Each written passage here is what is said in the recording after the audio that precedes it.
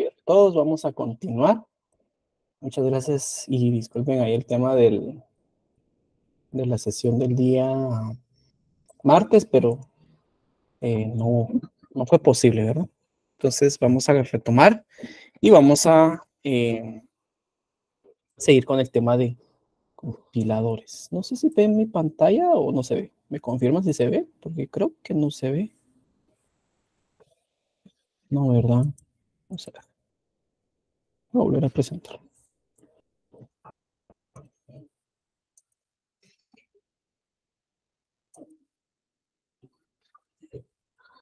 Ahí estamos.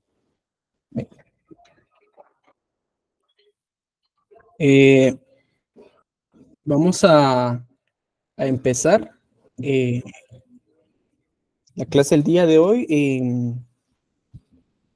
Pues nos quedamos o vimos todo el tema de que el compilador, dónde se aplica, vimos el preámbulo general de los compiladores, vimos que un compilador tiene un espectro demasiado amplio, demasiado grande, y es necesario entender esto antes de estudiar compiladores. ¿Por qué? Porque definitivamente nosotros debemos de saber a qué nos vamos a enfrentar. ¿Sí? No es de entrar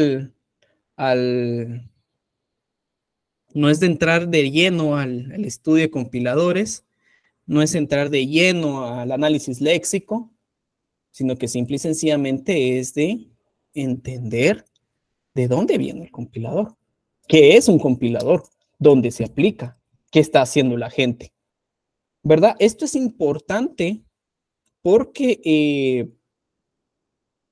en muchas ocasiones no comprendemos el por qué estudiamos, no comprendemos por qué estudiamos esto y no comprendemos para qué me va a servir esto, ¿verdad? Entonces, vemos nosotros que necesitamos ese contexto, ese preámbulo previo a estudiar compiladores, ¿verdad?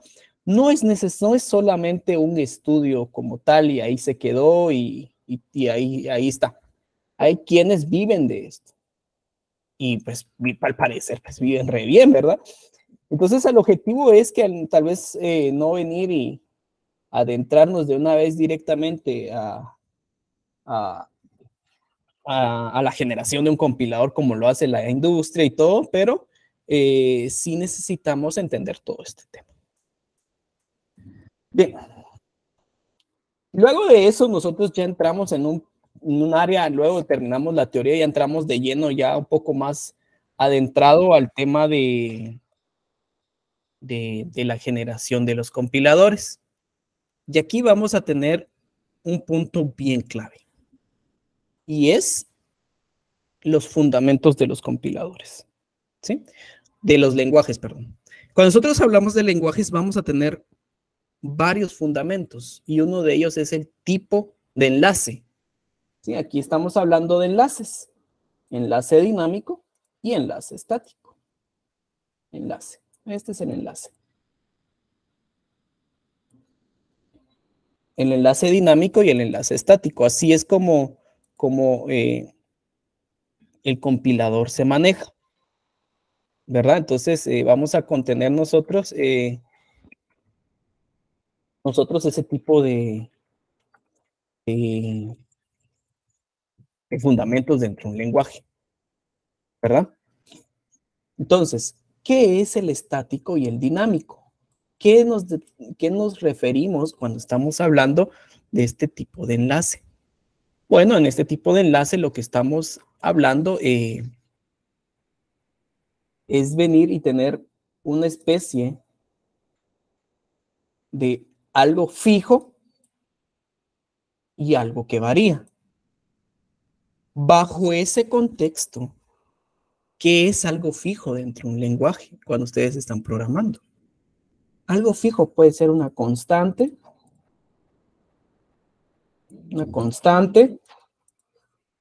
Algo fijo puede ser también incluso un método. ¿Por qué? Los métodos cambian. Por ejemplo, un método suma, que simplemente devuelve la suma de dos, eh, de dos números. ¿Será que en algún momento dado ese método va a sumar 3 números? No, es estático. Y entonces eso es en la parte estática, métodos, funciones, los valores primitivos también, ¿verdad? Dentro de un método, una función, yo puedo tener un int, ¿verdad? Un parámetro int y cosas así. Eso es algo primitivo. Entonces, ahí vemos nosotros que eso no va a cambiar, ¿verdad? Por ejemplo, es cierto que el entero puede variar su valor, ¿verdad? Definitivamente, pero eso no cambia el tamaño. O sea, eso no va a cambiar en el sentido. Les voy a mostrar algo para que me pueda explicar mejor. Vamos a traer este. Aquí está. Entonces, por ejemplo, estamos en la memoria y esta porción es el método. Y aquí hay una variable X y aquí una variable Y. Esta variable X, sea el valor que sea, en ningún momento va a pesar, va a decir, ah, bueno, ahora X abarca este. Y ya ahora Y ya no está aquí, ahora Y se corre. O sea, X va a tener 2 espacios de memoria. No, eso nunca va a pasar. Su tamaño es estático, ¿verdad? A eso se refiere un lenguaje de programación cuando habla de ambientes o entornos estáticos, ¿sí? Ahora bien, ¿qué es algo dinámico? ¿Qué es? Bueno, algo dinámico es aquel que sí cambia. Por ejemplo, un string. El string no tiene un tamaño fijo. Por ejemplo,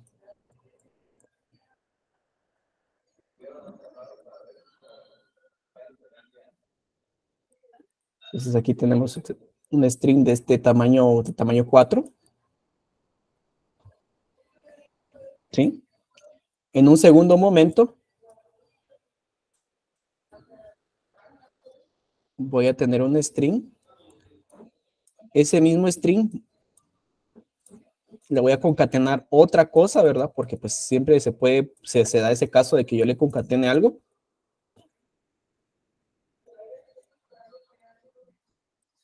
Ahora ya no es de 4, ahora el string tenía tamaño 6.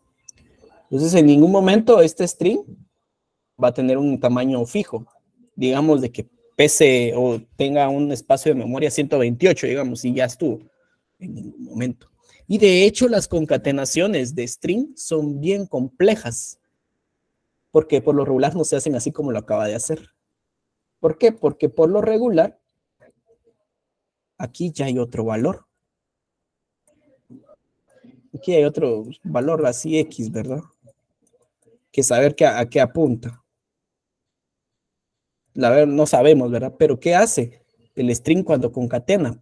Una de las técnicas para concatenar string es que el último sea un apuntador a otro espacio de memoria en el que siga escribiendo el string.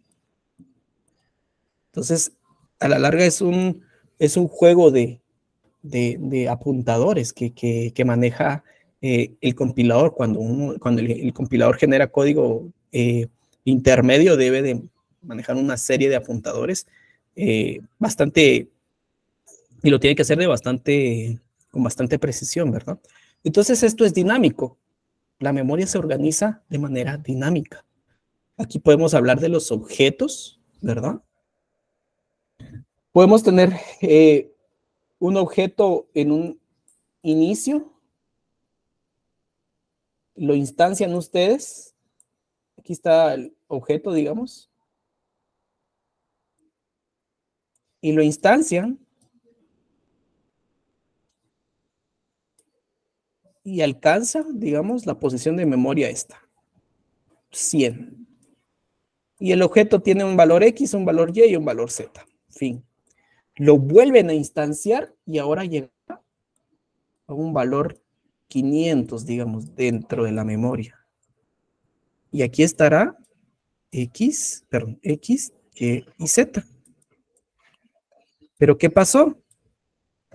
Bueno, lo que pasó es que este enlace se destruyó. Entonces, no necesariamente cuando ustedes instancian un objeto, ese será su espacio para toda la ejecución del programa. Va a cambiar. ¿Por qué? Porque es dinámico, ¿verdad? A esto se refiere cuando tenemos enlaces dinámicos y estáticos. De igual manera, nosotros tenemos que tener en cuenta que dentro de los objetos pueden haber otros objetos. Entonces, este objeto puede apuntar a otro espacio de memoria dentro de la pila en este caso, dentro del montículo de la memoria, ¿verdad? Entonces, pues vemos ahí que no es solo venir y hablar de análisis léxico, sintáctico, semántico, es toda una ciencia construir un compilador, ¿verdad?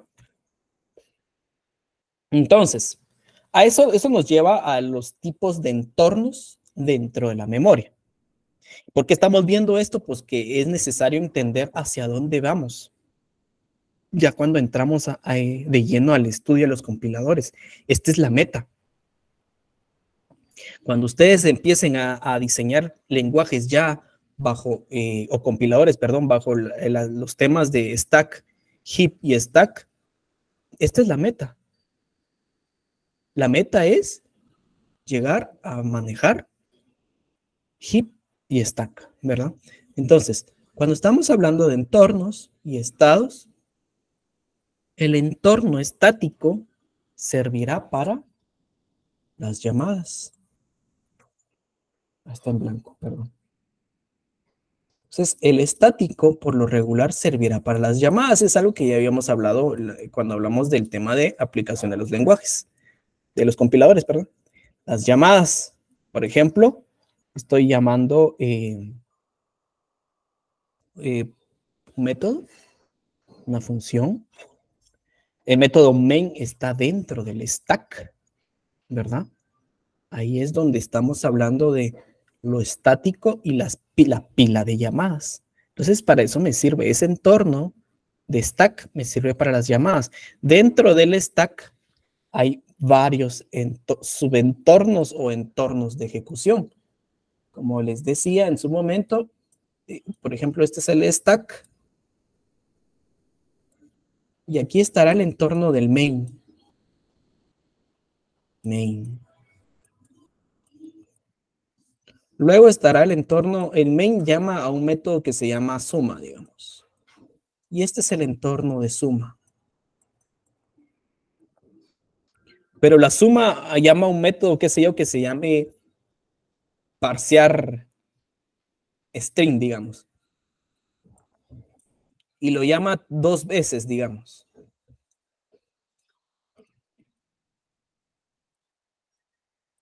Este es el entorno que... Y así sucesivamente se van. Cuando ustedes llaman, se aparta la memoria dentro del stack, porque este es el stack, y se ejecuta, ¿verdad? Entonces vemos que existen entornos. Entonces, por ejemplo, cuando nosotros tenemos una X dentro de main, no será la misma X que está dentro de suma, ¿verdad? ¿Por qué? Porque su entorno es este, dentro de la memoria. El entorno de X es este, no son lo mismo, ¿sí? Ahí vemos claramente el entorno que maneja el stack, ¿verdad? Porque esto es el stack. Esto es a lo que llamamos nosotros, donde manejamos todo lo estático, ¿verdad? Los lenguajes no son estáticos ni son solo dinámicos, son la combinación de ambos, ¿verdad? Siempre vamos a tener tanto estáticos como dinámicos, ¿verdad? Siempre vamos a tener eso. Con base a esto, nosotros nos damos cuenta que aunque la suma la pueda llamar n veces, siempre va a pesar lo mismo. Siempre va a tener el mismo peso. ¿Qué me refiero a peso? Es esto. ¿Cuántos espacios de memoria ocupa? Siempre va a pesar lo mismo. Entonces no hay problema que yo le aparte exactamente esa cantidad. ¿Por qué? Porque ya está calculado y eso es estático. A eso le denominamos nosotros estático. ¿Verdad? Entonces ese es su entorno. Ahora bien, ¿qué pasa con el entorno dinámico? Todo el tema dinámico. Bueno, a lo que pasa acá es que lo dinámico no tiene un entorno, ¿verdad? Carece de un entorno. ¿Por qué? Porque el que maneja los entornos es el estático, es el ambiente estático. En este caso es el ambiente del stack o de la pila. La pila es la que maneja todos los ambientes. El stack o el montículo de la memoria no maneja ningún ambiente. Lo que maneja él es todo lo dinámico, ¿verdad? Entonces, más o menos, este es hacia este punto es el objetivo de estudiar compiladores. Es esto es lo que queremos. A este punto queremos llegar. ¿Verdad? Entonces ya una vez llegado a este punto en compiladores 2, dense por servidos, que ya dominaron todo el tema, las bases para generar un compilador, ¿verdad? Pero es necesario platicarlo aquí. ¿Por qué? Porque si no, no entendemos qué estamos haciendo. Vamos a ciegas. No tiene ningún sentido hablar de análisis léxico si no sabemos cuáles son las entrañas del lenguaje. El espacio que se aparta para una variable, por ejemplo, depende del lenguaje, no. Siempre, por ejemplo, las variables primitivas siempre van a ocupar un espacio. Eso depende de la arquitectura, pero por lo regular todas manejan un espacio, todas las arquitecturas. Mientras menos, mejor, ¿verdad? Entonces, el entero maneja, es un espacio. El valor booleano también. El char es un espacio. Con el que hay un poco de conflicto a veces es con el float, ¿verdad? Hay veces que se puede manejar con un espacio, pero el punto flotante lo puede que no necesite más de un espacio. Ahí se vuelve semidinámico. Pero a la larga tiene un límite, ¿verdad? Ahora el double sí, ese sí no se maneja con un espacio. Ese se maneja con más. Pero depende del tipo de valor primitivo que maneja. En el caso de los lenguajes que no son fuertemente tipados, recordate que en el caso de los lenguajes que no son fuertemente tipados no generan código intermedio. Entonces, porque aquí este es muy de la mano con el código intermedio. Con los lenguajes que son, por decirlo así, débilmente tipados, lo que hacen es que en el tiempo de compilación y ejecución van construyendo la tabla de símbolos. Entonces se maneja de esta misma manera. O sea, van ejecutando y la tabla, por ejemplo, digamos, X en un momento dado se le asignó un entero. Bueno, la tabla de símbolos le asigna un entero y le asigna tipo entero y le asigna su valor acá. En un momento dado, la siguiente línea, porque pues puedo tener lo siguiente, algo así, puedo tener esto. En PHP, digamos. O JavaScript. X igual a 10. Bueno, ¿qué hizo? En la tabla de símbolos se le asigna que X es un entero y se le asigna su valor dentro del stack. Aquí está X, 10, en su entorno de ejecución. Bueno, luego X pasa a tener un valor de string, porque se puede hacer. Bueno, ahora X no será 10, ahora X será un apuntador. No sé qué apuntador puede ser, un apuntador 1000, digamos, que va a apuntar a la posición 1000 dentro del heap. Y dentro del heap, la posición 1000 empieza el string, esta palabra string que le puse. Entonces pasó de ser estático pasó a dinámico. Y posteriormente vuelve a ser vuelve a ser primitivo. Bueno, vuelve a borrar. Ahora ya no será un enlace, ahora será un valor. Puede que así lo haga o todo lo vaya a alojar a la pila al montículo de la memoria, ¿verdad? Todo sea dinámico, puede que lo maneje así también. Va a depender mucho del lenguaje, cómo va a manejar cuando no son fuertemente tipados. Es por eso que son más lentos, ¿verdad? Hacer estas validaciones en un tiempo de ejecución para adivinar el tipo que tiene lo hace más lento. O si todo lo tira al heap, perdón, eso es un lenguaje más lento. ¿Por qué? Porque todo va a ser dinámico. Y eso significa lentitud, ¿verdad? ¿Por qué? Porque no voy a tener un peso como tal definido dentro del stack. Entonces, por eso es que los lenguajes débilmente tipados siempre van a ser más lentos. Obviamente tienen otro fin, ¿verdad? Puede que su fin no sea rendimiento, pero siempre serán más lentos que un lenguaje fuertemente tipado, ¿verdad? Entonces, por ejemplo, todo sistema que esté hecho con un lenguaje débilmente tipado es posible que no aguante.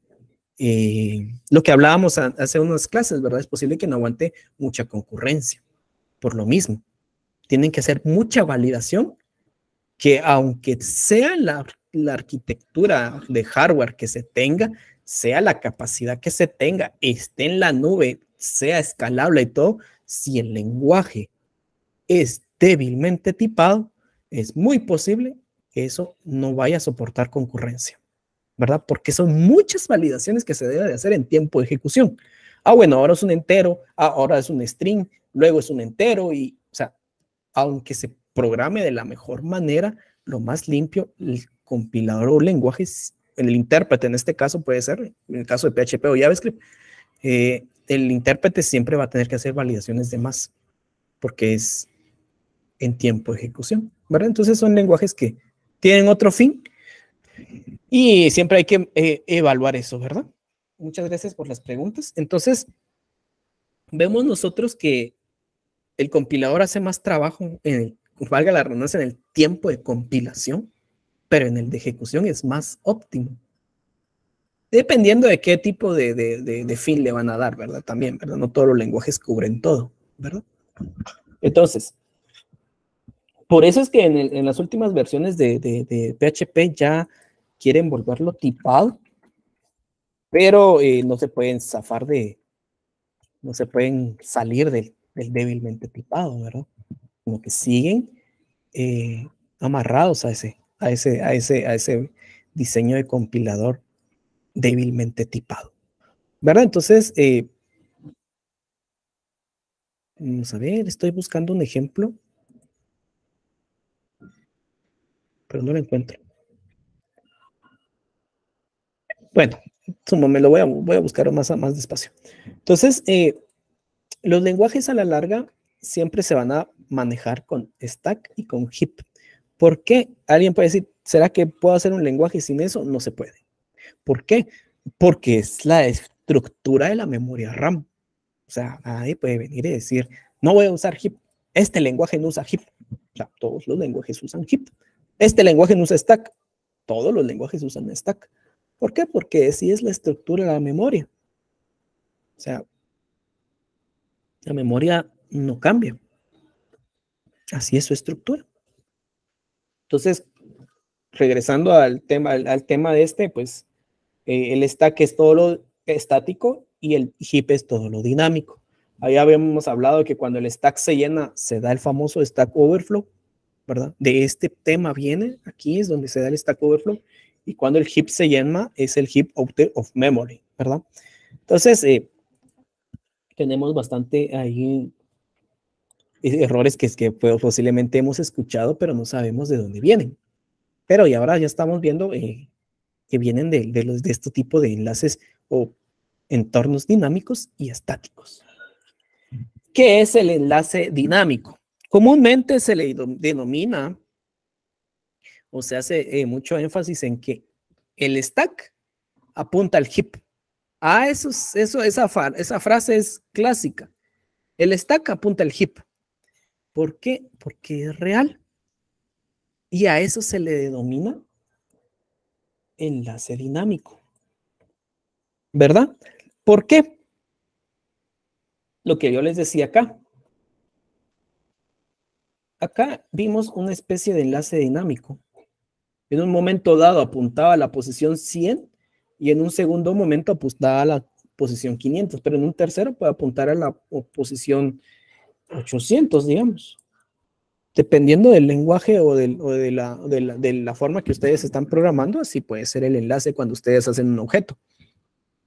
En un momento dado puede apuntar a X posición y luego en segundo momento, pues, la ejecución vuelven a instanciarlo y vuelven a apuntar a otra posición de memoria.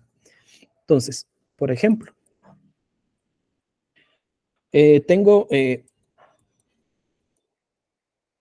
new objeto. Voy a hacer bien mejor.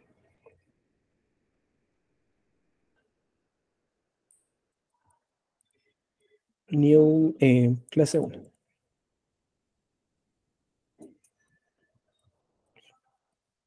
Lo instancian. Luego dicen objeto punto valor es igual a 1. Luego dicen objeto es igual otra vez a new clase 1.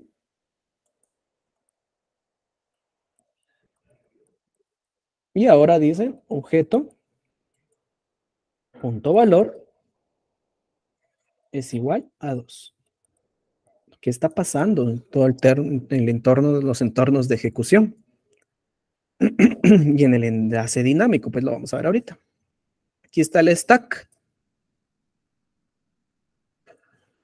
Y aquí está el heap.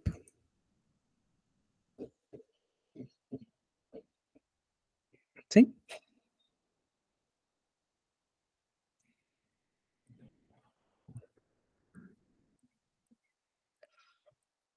Tenemos esto.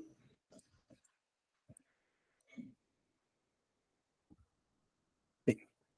Entonces, aquí está objeto. Digamos que estamos en el entorno de main. Main, digamos que está acá. Aquí está una variable X y aquí una variable Y. ¿Qué tiene? No lo sé.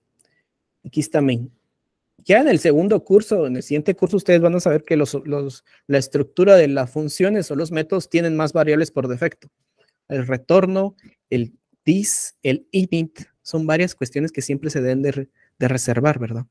Porque ustedes cuando le dan this por ejemplo, están this.x, ese this tiene una función bien importante, pero ustedes ya lo verán en su momento.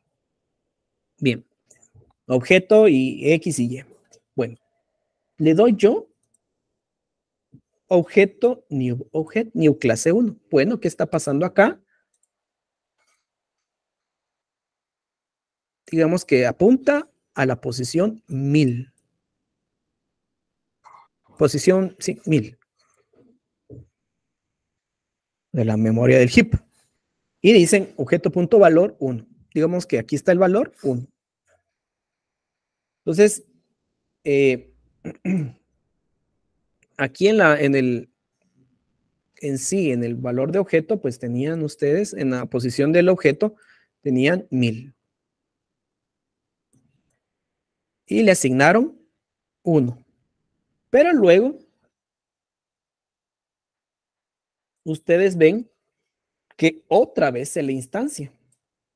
No sé qué puede haber pasado antes de esto. Pudo haber existido un montón de código dentro de aquí, entre estos dos, ¿verdad? No lo sé, no voy a entrarme en esos detalles. Y ahora apunta a la posición 3600, digamos. ¿De quién? Del heap. Este enlace se rompe y actualizan ese valor de memoria. Y ahora es 3600. Y aquí está 2. ¿Por qué? Porque le ponen objeto.valor es igual a 2. Y esto es dinamismo. enlace dinámico. Por decirlo así, van cambiando en el entorno de ejecución su valor de enlace, en este caso el valor que apunta al, al heap, ¿verdad? Entonces, ustedes pueden venir y hablar o instanciar, mejor dicho, n veces un objeto y n veces va a cambiar su enlace, ¿verdad? Este es el serio candidato al garbage collector, por cierto, ¿sí? Porque eso ya quedó como basura. Eso es serio candidato al garbage collector para que venga y lo limpie, porque ustedes, este valor de acá ya no es alcanzable. ¿Cómo llegan a ese 1? Ya no es alcanzable. ¿Por qué? Porque ese enlace ya se perdió, ya no pueden regresar. Pueden volver a instanciar si ustedes lo desean.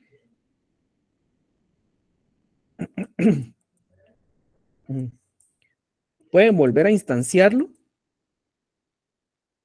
y volver a decirle objeto punto valor es igual a 1. Sí, pueden hacerlo, pero eso lo que está diciendo es que va a obtener otra posición de memoria y le van a dar poner 1. Digamos aquí la posición 4800. 800 y esto va a cambiar.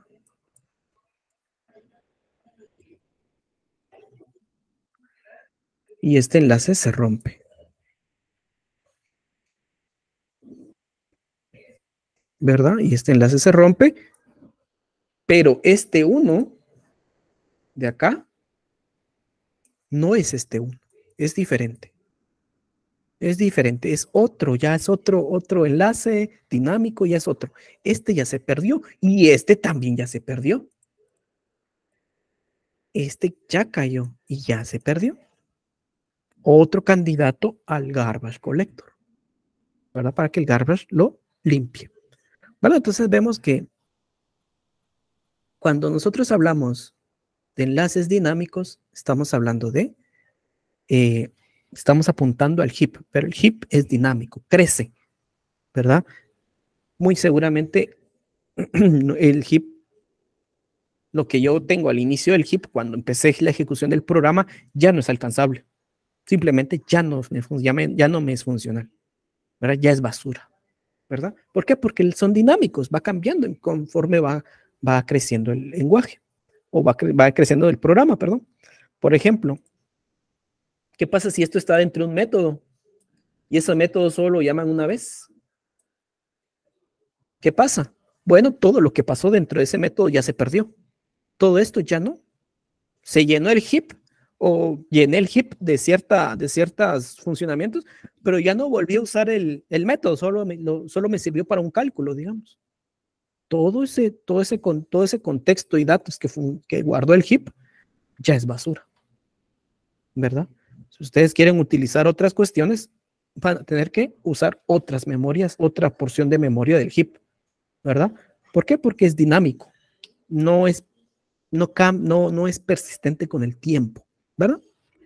Entonces, básicamente, pues así,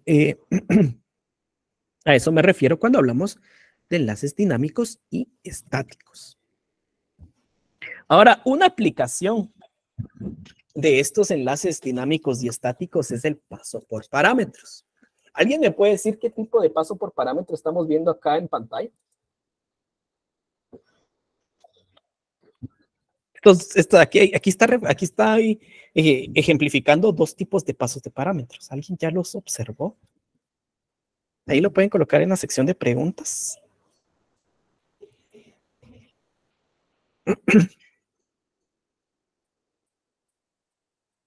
¿Qué tipo de paso por parámetros es este?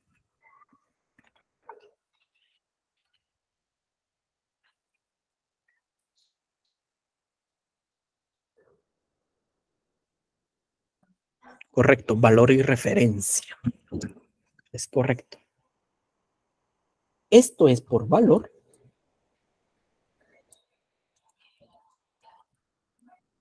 Y este es por referencia. Muchas veces pueden ser, muy seguramente hemos usado estos tipos de parámetros. No sabemos a la larga, a profundidad, qué significa. Lo que pasa es que cuando hablamos de paso por valor, es que está dentro del stack. Y cuando hablamos paso por referencia, apunto valga la redundancia, es un apuntador de memoria a la memoria del heap. ¿Verdad?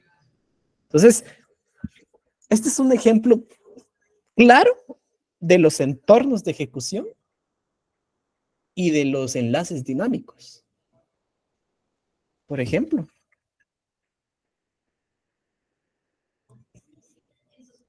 tengo una función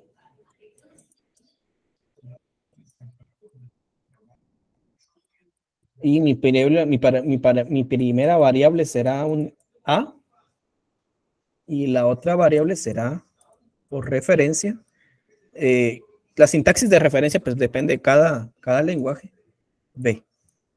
Esos son mis dos. A A le voy a poner 10 y a B le voy a asignar 20. ¿Sí? Sencillo. Bueno.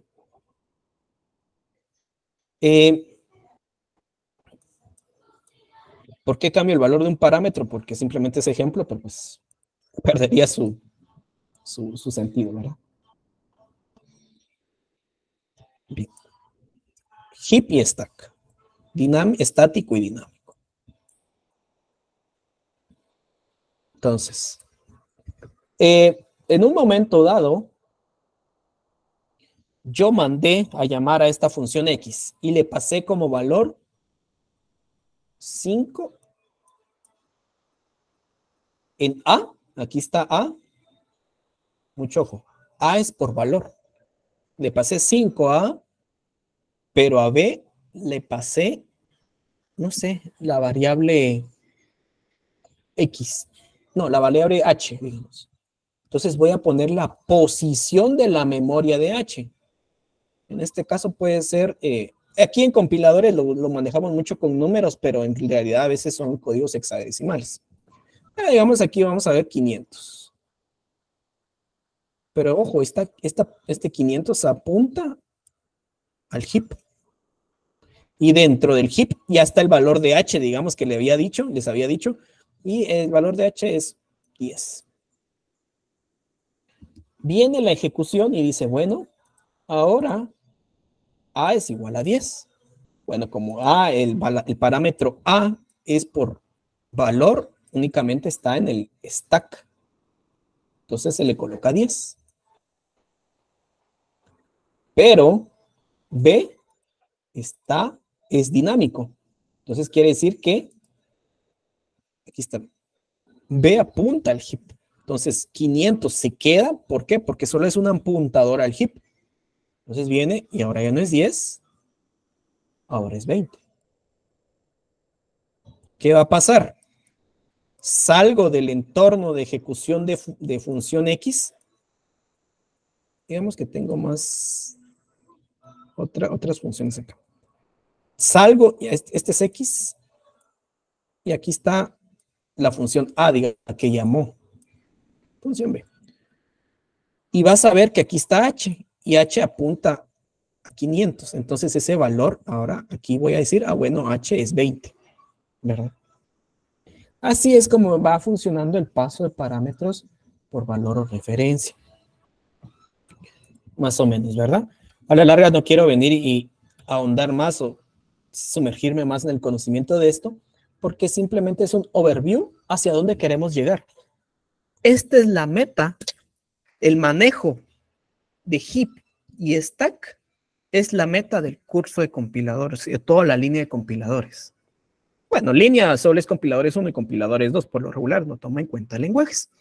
Pero esta es la meta, poder diseñar este manejo a nivel intermedio, ¿verdad?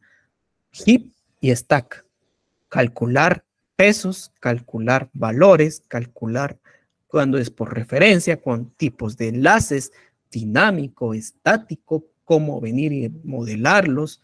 Todo esto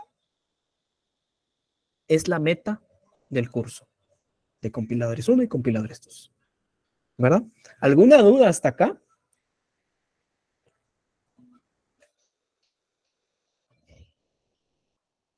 ¿Todo queda claro? ¿Alguien que tiene algo que compartir? ¿Sí?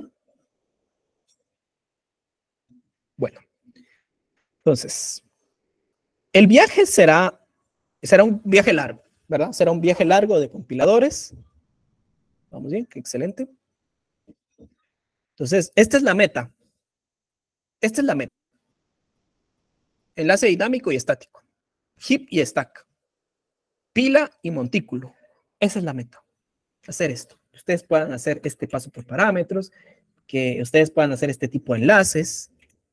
Grábense bien esta pizarra, cómo se maneja. Este es el fundamento claro de los lenguajes de programación, ese es su fundamento. Y esa es la meta del curso de compiladores. Y hasta acá llegamos con la parte teórica. Fueron alrededor de 5 clases, ¿verdad? Porque el martes no hubo, pero fueron 5 clases. O sesiones, mejor. Me gusta más la palabra sesión que clase. Fueron 5 sesiones, 4 sesiones y media, por decirlo así, de pura teoría. ¿Se dan cuenta? Pura teoría. No hemos visto nada técnico, tal vez hasta el día de hoy algo así muy técnico, poco más técnico, pero a la larga pura teoría. ¿Qué es un compilador? Las fases del compilador, la famosa gráfica del compilador. Hablamos de temas de qué hace la gente de compiladores, otras universidades, trabajos, aplicaciones, hardware y todo, ¿verdad? Todo ese tema ahí, bastante un preámbulo, ¿verdad? De todo el estudio de compiladores. No las he cargado, la verdad, sinceramente. Voy a cargarlas. Entonces, esto es el tema de compiladores. Este es capítulo 1 del libro de compiladores. Tampoco que esté hablando yo temas que ustedes digan, este cuate está sacando. O sea, estamos hablando de capítulo del libro. No he inventado nada, estamos siguiendo el programa del curso. Pero a la larga, todo cae en un... Todo cae a un inicio. Tenemos que empezar por un lado.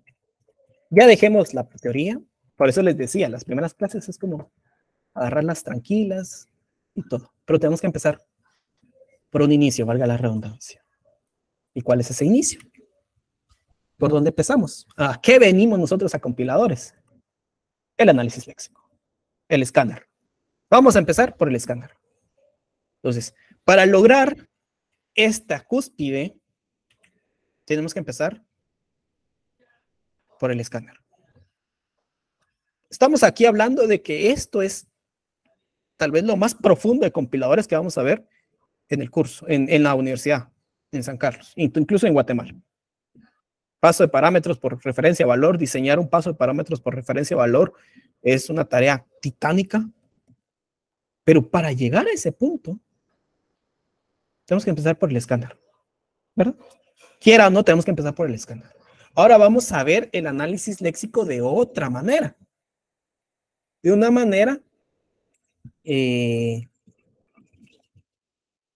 diferente a como tal vez lo pudimos ver en lenguajes.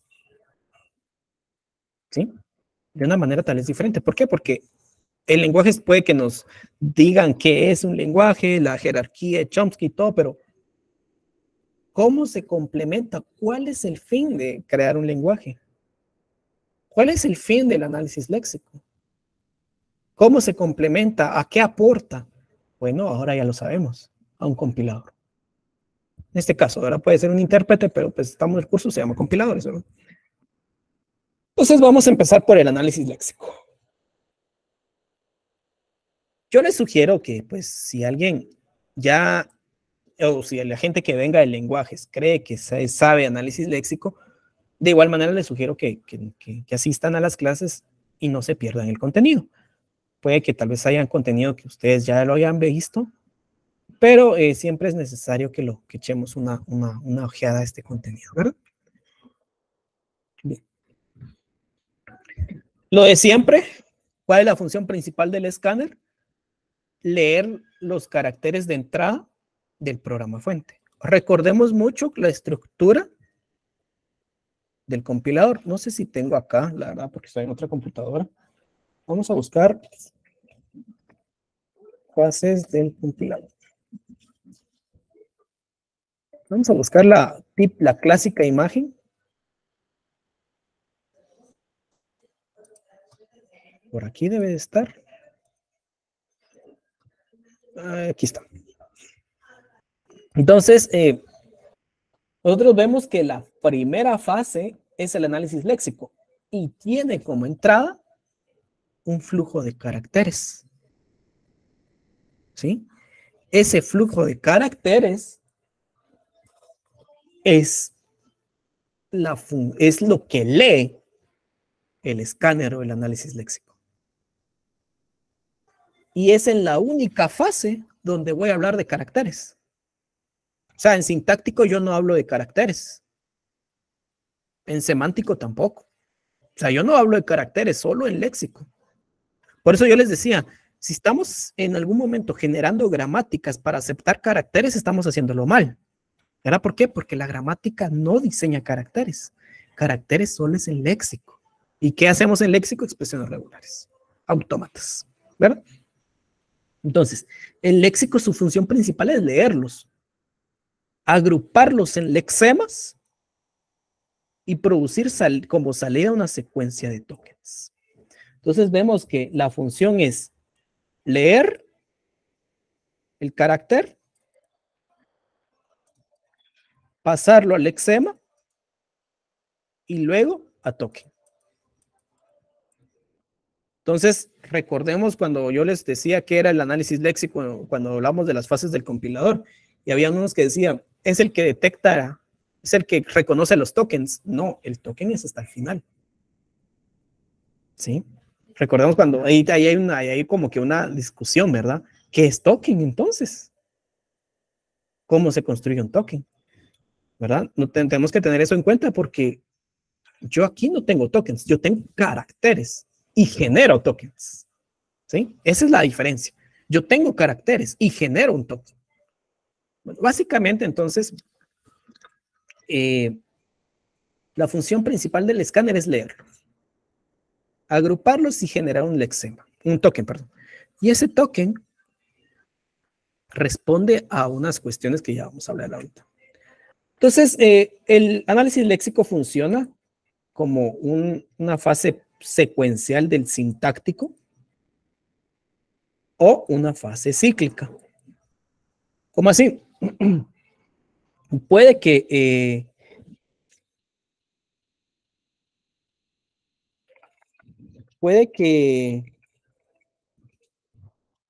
ustedes lo diseñen o el compilador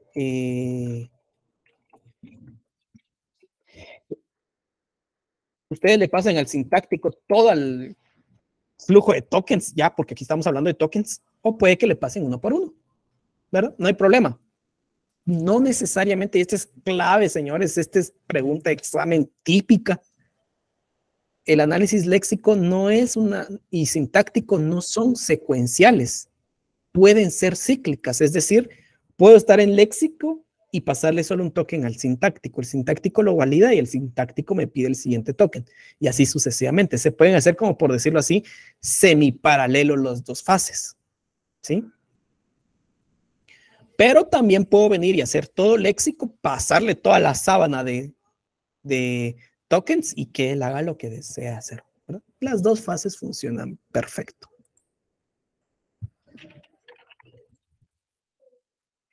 Entonces, vemos nosotros que en cualquier punto, cualquier punto de vista que hagamos nosotros, pues está bien, ¿verdad? Ya sea pasarle todo el flujo o simplemente pasarle uno por uno, no hay problema. Así es como funciona. Pero ahora bien, ahora ya entremos a definir estos tres conceptos. Que ojo, es necesario saberlos para hablar de análisis léxico.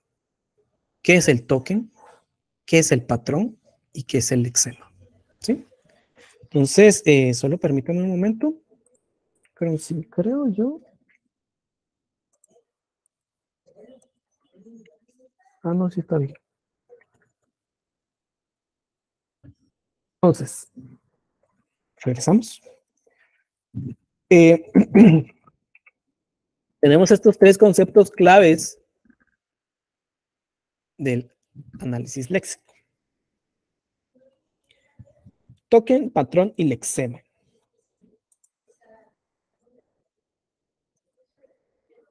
Cada uno cumple una función dentro del análisis léxico. Cada uno es diferente. Y lo vamos a estudiar. Para estudiar el análisis léxico tenemos que estudiar todos. Lexema. Es una secuencia de caracteres en el programa fuente. Entonces, lexema es el carácter. Para que coinciden posteriormente a un patrón para un token. Básicamente es una secuencia de caracteres. Ojo, la entrada del análisis léxico, ¿qué es? Es el flujo de tokens, flujo de caracteres. Entonces yo tengo esto, digamos.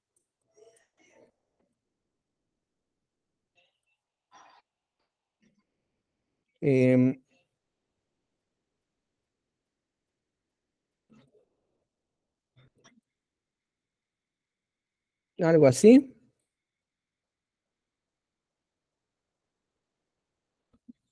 Entonces, esto es el flujo de caracteres, ¿verdad? Carácter por carácter es el flujo. Ahora el lexema, ¿qué dice? Es una secuencia de caracteres. Básicamente el lexema es un subconjunto de todo el conjunto global de caracteres. ¿Qué vendría siendo un lexema? IF, paréntesis que abre, X igual 100, paréntesis que cierra, llave que abre, MIVAR igual X más 500, punto y coma, llave que cierra. Esos son los lexemas, ¿sí? A la larga no estamos hablando que este es if, no, este es una I y una F. Ese es el lexema, ¿sí? Entonces, vemos nosotros que ese es como tal, incluye los caracteres en blanco, depende del lenguaje. Depende del lenguaje. Ahorita, cuando ustedes estén usando sus herramientas, por ejemplo, JLEX y COP, en JLEX se define que se excluyan, porque por lo regular los lenguajes lo excluyen, ¿sí? Los lenguajes excluyen los caracteres o a veces los incluyen, dependiendo del lenguaje. Pero si ustedes quieren incluirlos en su definición del lenguaje, está incluirlos, los incluyen, no hay problema. Como por ejemplo, Python con la tabulación, ¿verdad? Entonces, sí se puede. Depende del lenguaje, ¿verdad? En este caso, el lenguaje que estoy definiendo aquí pequeño no lo incluye, entonces no incluyo, por ejemplo, este espacio que está acá. No lo incluyo. Pero si ustedes quieren hacer un lenguaje y quieren incluirlos, también se incluye. Bueno, no hay problema. Bien. Entonces, eso es un lexema. Es el carácter puro, pero ese carácter no tiene ningún sentido. Ese conjunto de caracteres no tiene ningún sentido.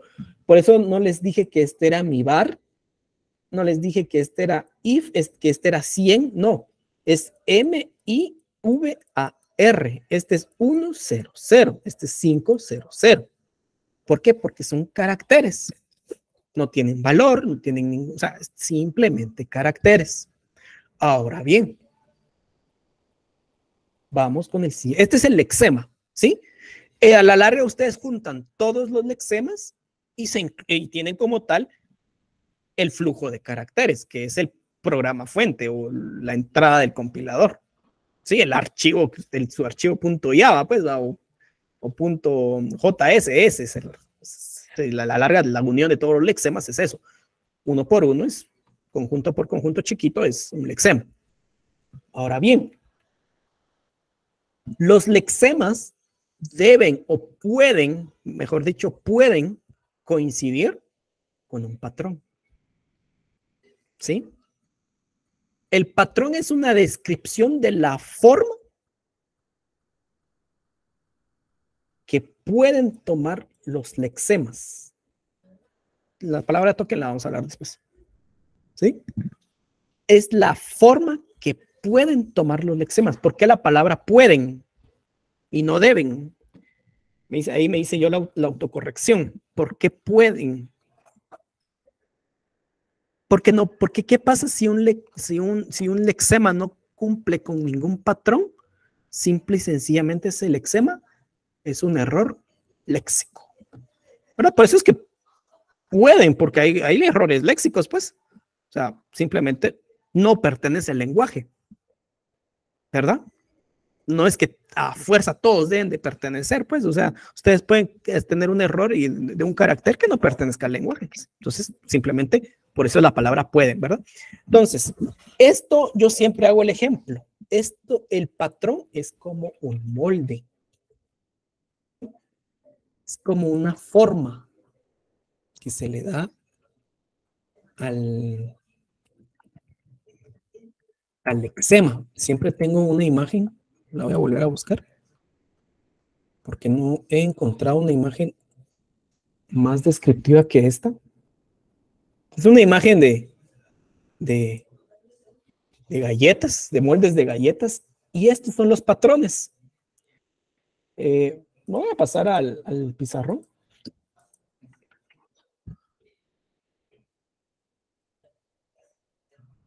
Aquí está. Hagan de cuenta que este es el patrón del ID, este es el patrón de entero, este es el patrón de double, digamos. Digamos que este es el patrón que ustedes quieren usar para correo electrónico. Este es el patrón de, qué sé yo, de los imports. Este es el patrón del if. Y así sucesivamente. No es una categoría, es un molde. Es una forma que deben de cumplir. Entonces, ustedes, ¿qué IDs pueden tener?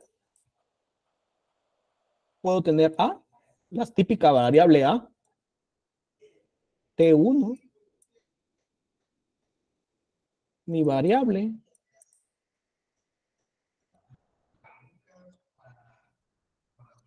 X2, compi1, puede ser otra variable, nombre de variable. Entonces, pero todos cumplen con ID, con la forma ID.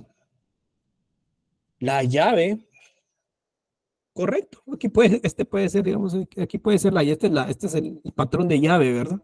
Que ya vamos a hablar de ello. Sí, ya vamos a hablar de ello cuando entremos ya de lleno a hablar patrones y expresiones. Ya vamos a hablar cuál es lo mínimo, porque está la expresión regular mínima. Ya vamos a hablar de ello y ahí entra también la llave que me están diciendo, por ejemplo, la llave, el punto. ¿Será que el punto es una expresión regular? La llave, solo la llavecita es una expresión regular. Entonces ya vamos a hablar de esos temas. Bueno, entonces esto es mi conjunto de patrones. Pero no quiere decir que todos tengan, por ejemplo, el de número. Aquí está el de número, ¿verdad? Pero, por ejemplo, el número puedo tener 100, 1, 500, este número que no sé cómo se va a leer.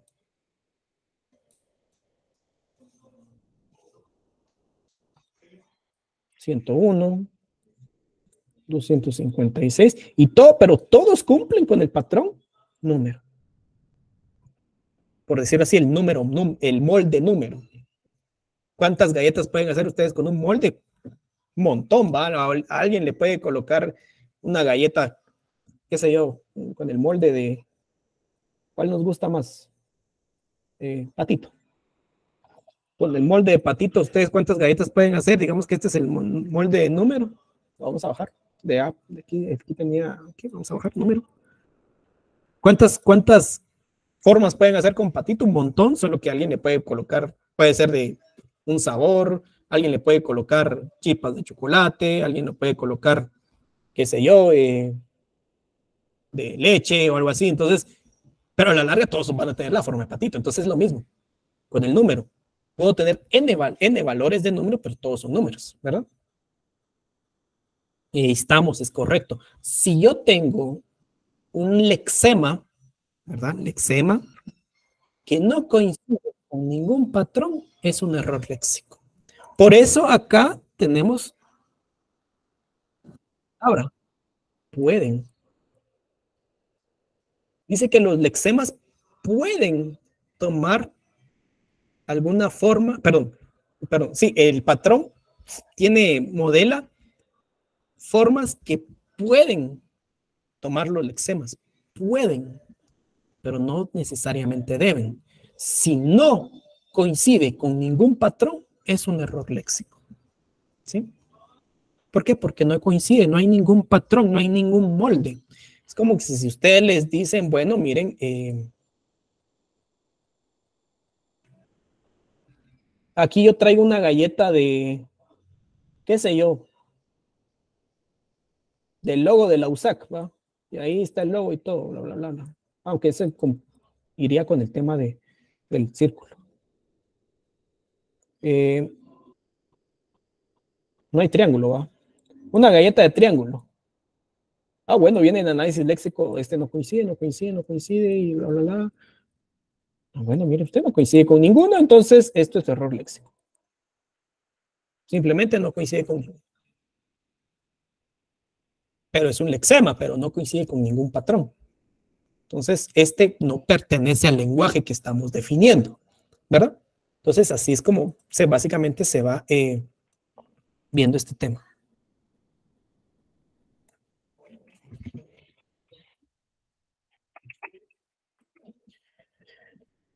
Entonces, esto es patrón. Aquí ya estamos viendo que estamos hablando de temas de expresiones regulares. ¿Sí? A la larga, el patrón es la expresión regular, pero mucho ojo. El patrón / expresión regular no es el que acepta. O sea, ustedes no pueden venir y decir, ah, sí, es que la expresión regular, la expresión regular me acepta la cadena. O sea, no pueden decir eso. ¿Por qué? Porque la expresión regular no acepta. Solo es un molde. Es como por decirlo así, ah, es que el molde cocinó la galleta, ¿no? El molde solo le dio la forma, pero no se cocinó, o sea, no se preparó. Hay un proceso diferente para aceptar las cadenas. Simplemente el patrón o la expresión regular le dan la forma, pero o sea, no aceptan nada, ¿verdad? No construyen nada, simplemente en la forma. Al finalizar, tenemos el tema de token. ¿Sí? ¿Qué es el token? El token es un par clave-valor en el cual tenemos el nombre y un atributo opcional para el token. Entonces, a la larga, el token es una estructura, no es una palabra, no es una expresión regular, es una estructura. Vamos a hacer un ejemplo y con eso terminamos la clase el día de hoy.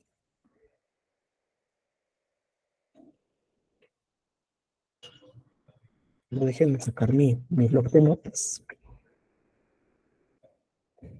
Bueno, ¿cómo así?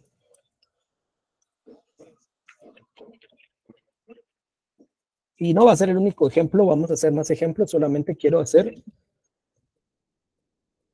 este. Tengo estas dos cuestiones acá y voy vamos a ver, aquí está.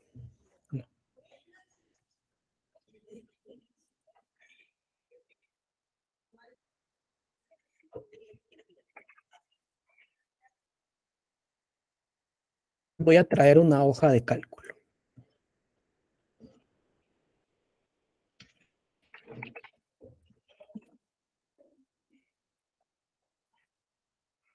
Bien, entonces, aquí está. ¿Saben qué? Lo voy a dividir mejor porque ahí está. Bien, entonces, ¿qué voy a tener yo? Bueno, voy a tener nombre, lexema. Recordemos que el lexema es como tal carácter. Voy a tener fila y columna. Bueno, nombre, aquí tengo mi primer lexema. ¿Sí? El nombre le voy a poner nombre tipo. Español. Tipo. ¿Cuál va a ser el lexema? El carácter como tal, que en este caso es int. ¿Qué fila está? Aquí puedo ver que está línea 1, columna 1, 1,1. Este es clave y este es el valor. ¿Sí? Recordemos que esa es la definición de token. Es un par clave-valor. ¿Sí? Esta es la clave y este es el valor. ¿Sí? O sea, valores, /valores, o sea, no pasa nada. Puedo tener uno, puedo tener n, los que ustedes necesiten para generar el sintáctico. Entonces, nombre, tipo. Vamos con el otro. No estoy omitiendo espacios en blanco, así es mi lenguaje. Nombre, ID. ¿Quién es el lexema? Le voy a poner otro. ¿Quién es el lexema? X. Vamos a ver, está en línea 1, columna 5. 1,5. Aquí está el igual, nombre, IG de igual. El lexema será igual, como tal, o sea, el carácter igual. Vamos a ver, está en línea 1, columna 7. Aquí viene un 10, este será un valor. Un valor. Un 10 del lexema, o un 1 concatenado con 0, que a la larga es eso. Este está en el línea 1, columna 9. Viene punto y coma. Punto y coma. Y punto y coma como tal, el lexema. Este está en fila 1, columna 11. Luego viene mi bar, que este sería ID. Aquí tenemos que el lexema es mi bar. Está en línea 2, columna 1. Tenemos otro igual. El lexema es como tal el signo igual. Línea 2, columna 7. Tengo otro ID. El lexema es X. Línea 2, columna 9. Tengo la operación multiplicación o por. Está acá. Eso está línea 2, columna 10. Luego tengo un número, que en este caso es un valor. Tengo 100.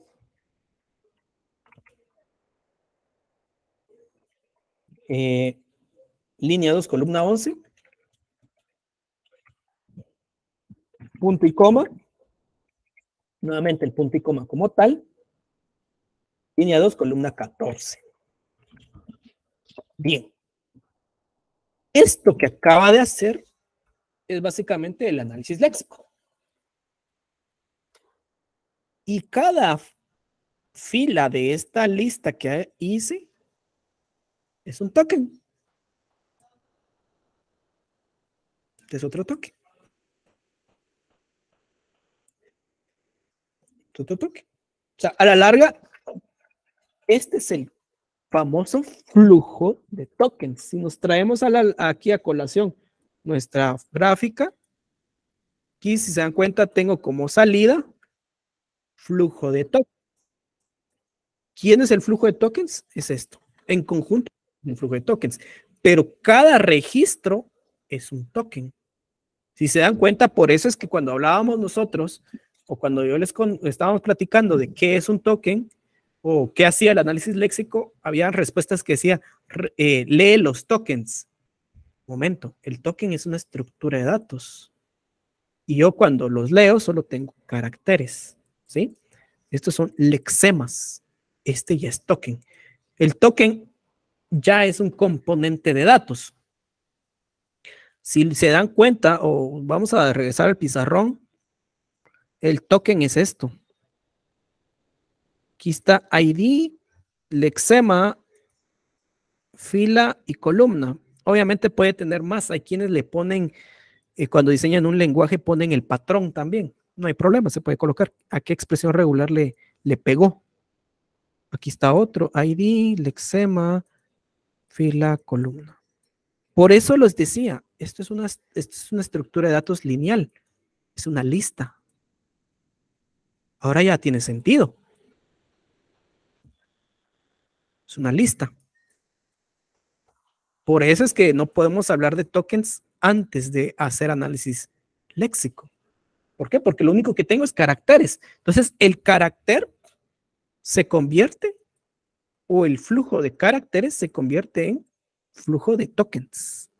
Que a la larga el token es una estructura de datos. ¿De qué tipo? Lineal. ¿Sí? Es una lista.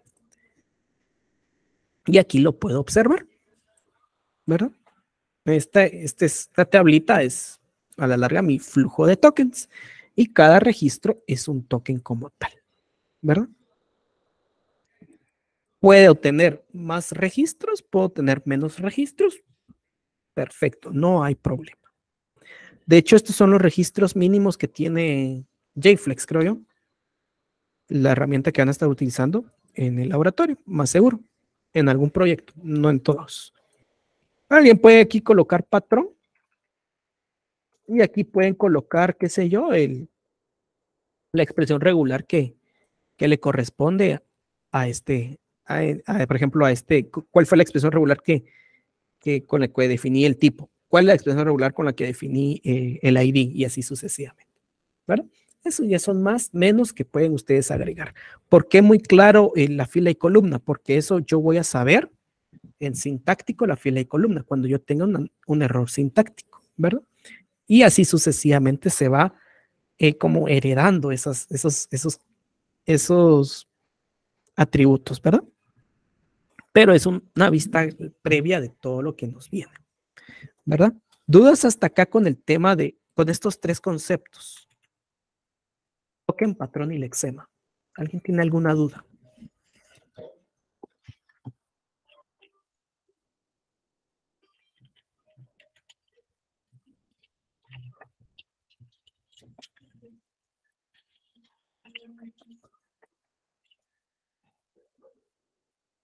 Vamos a ver. O sea que cada fila con todos, o sea que cada token correcto. Cada registro es un token. Es el conjunto. El token es esto. Eso es el token, lo que acaba de subrayar. Eso es el token. No es, esto me lo voy a volar porque no lo estoy llenando. No es solo un valor, no, es el conjunto, ¿verdad? Todo eso es el token.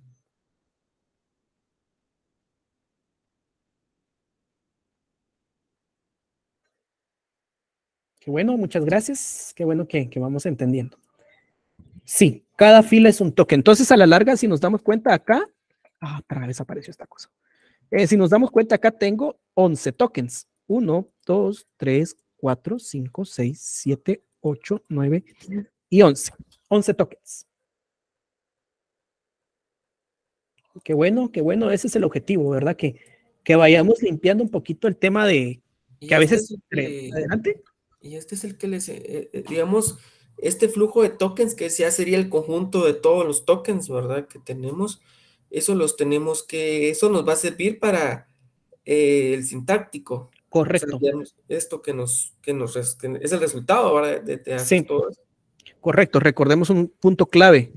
Cuando estábamos hablando, recuérdense que cuando estábamos hablando de sintáctico, yo les dije, aquí en sintáctico no interesa qué valor trae ni nada. ¿Cuál es el clave con sintáctico? A la larga, sintáctico va a decir, bueno, necesito tipo ID igual valor punto y coma. Fin. El sintáctico no va a decir, es entero, ¿será que este ya fue declarado? No, el sintáctico necesita tipo ID valor punto y coma.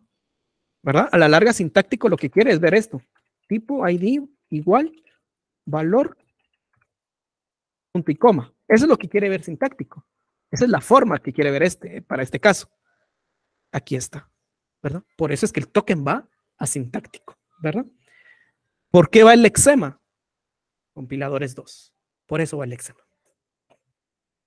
Bien, no enseño nada en lenguaje más. Ahí tenemos un conflicto ahí con lenguajes. El nombre Ingeniero, una pregunta. Ahorita, ¿el nombre se puede ir repitiendo? Sí. Hay quienes hacen esto también. Ahorita vamos con la pregunta. Hay quienes que hacen esto.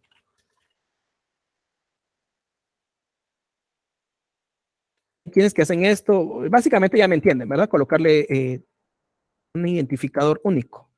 Pero a la larga, el que vale para sintáctico es el nombre. Y se puede repetir. ¿Por qué? Porque puedo tener varios IDs. Pero a la larga, en sintáctico no me interesa que el ID sea único.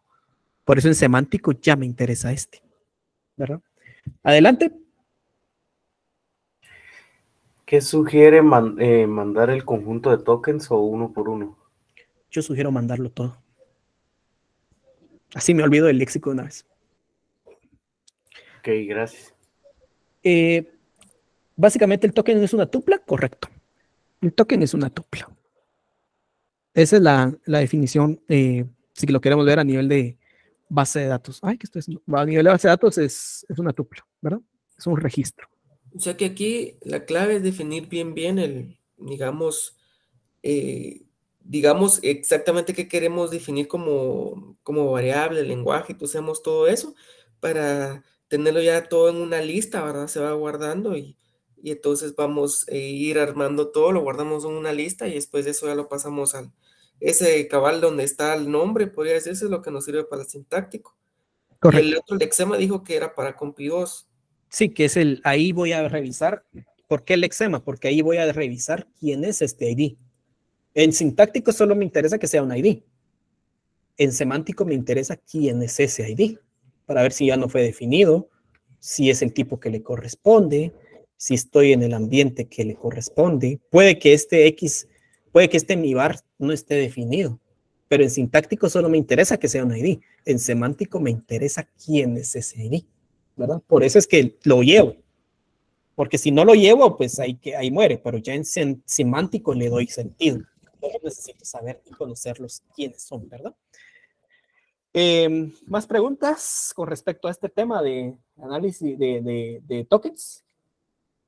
O sea que aquí la clave es hacer bien acabar el primero, ¿va? Si hacemos bien el otro se va a hacer más fácil, ¿verdad? Sí, a la larga es así, compiladores es así. Si tengo un error en léxico, se me va a ir propagando en todas las fases. En sintáctico se ve más, pero siempre es así, ¿verdad? Vamos a ver, tengo algún comentario más. ¿Es mejor hacer un patrón por todos los tipos? Yo recomiendo que sí, pero eso ya depende de ustedes, ¿verdad? Eso ya depende de ustedes, pero yo recomendaría que sí. ¿Por qué? Porque si no, ustedes van a tener cuando estemos hablando de gramáticas, les voy a estar adelantando un poquito, pero ustedes van a tener, para hacer la declaración, ustedes pueden hacer tipo ID, digamos. Pero pueden hacer este también. Si ustedes se quieren ir uno por uno, int ID, bool ID, float ID, bool ID.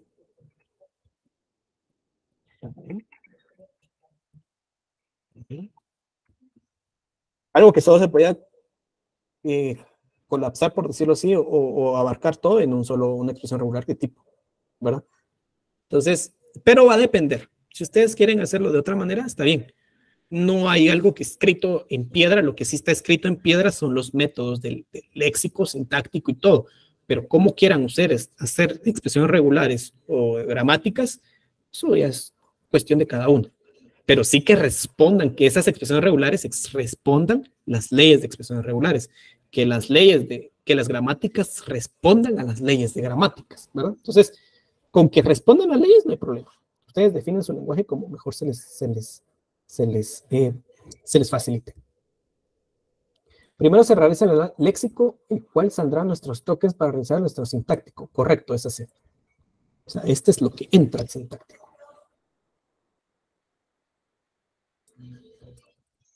¿Pasa lo mismo para los signos matemáticos? No. Ahí sí necesitamos separarlos. Eso sí. Necesitamos sí o sí separarlos. ¿Por qué?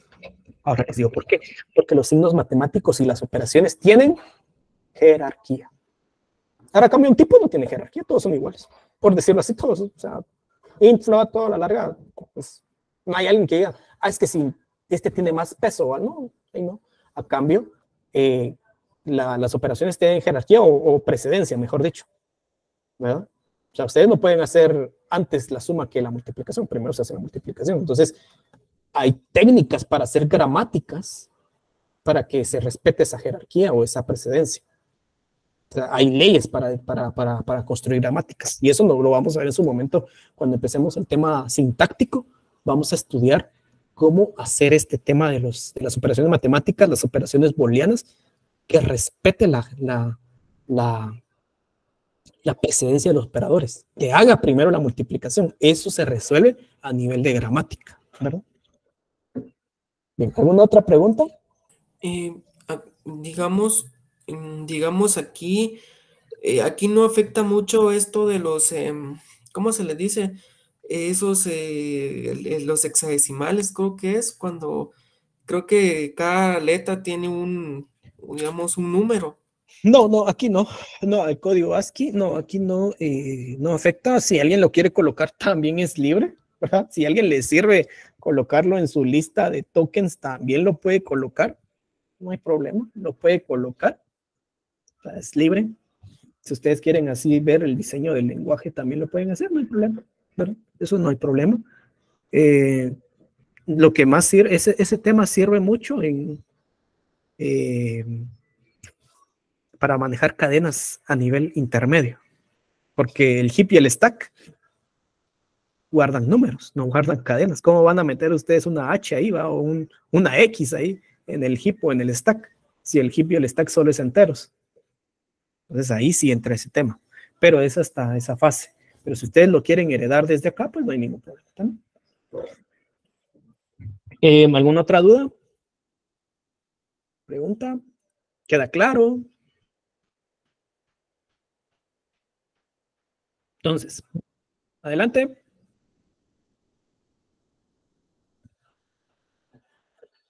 Creo que solo se levantó la mano por equivocación.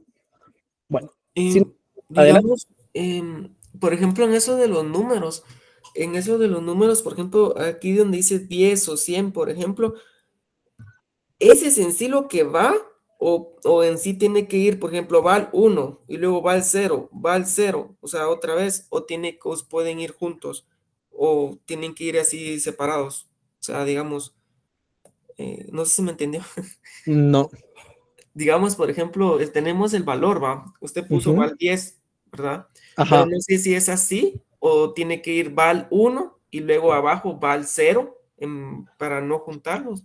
No, sí tiene que ir así, porque este es el patrón. El patrón no es uno por uno. El patrón, ustedes podrían tener esto.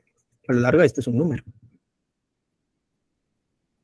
No se puede separar. Eso sí es como tal el patrón. El patrón te devolvió eso. te modeló un número. No te modela carácter por carácter, sino que te modela un número. Por eso existe un patrón, ¿verdad?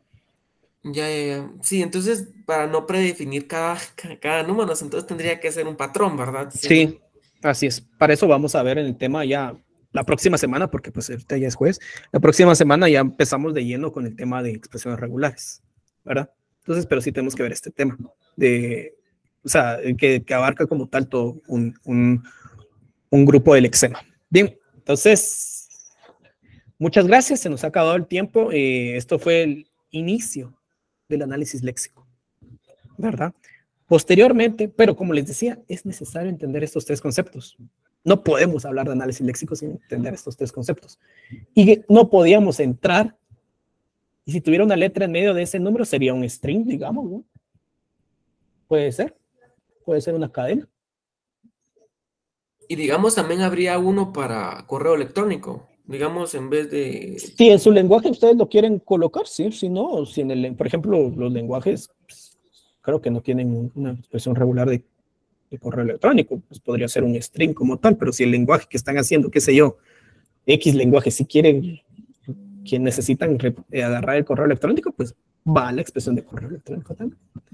Bueno, entonces, a la larga, pues básicamente teníamos que hablar de qué es compiladores, teníamos que saber dónde se aplica, teníamos que saber qué está haciendo la gente y luego teníamos que saber qué es el análisis léxico con sus tres pilares, token, lexema y patrón.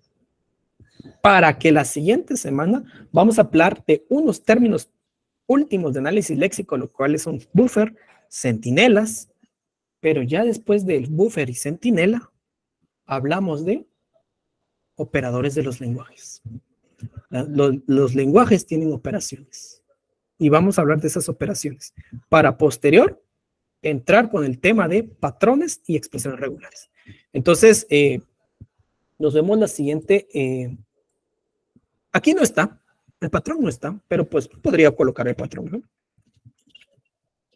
¿Verdad? Y colocar la expresión regular. Es que no quiero adelantarme en este tema, pero aquí podría ser este va. Sería la expresión regular del número. La de ID sería y